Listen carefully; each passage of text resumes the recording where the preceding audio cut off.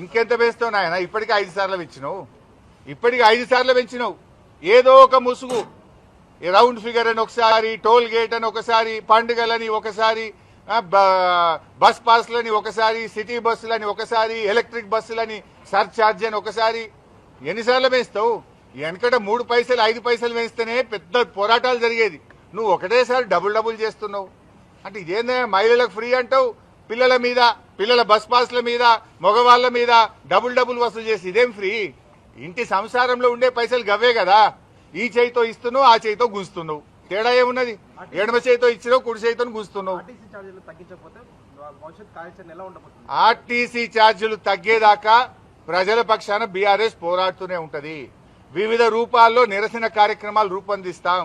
ఈ రోజు RTC bus ఎక్కే, ఆర్టీసీలో ప్రయాణించే ప్రయాణికుల మనోభావాలు కనుక్కుంటాం.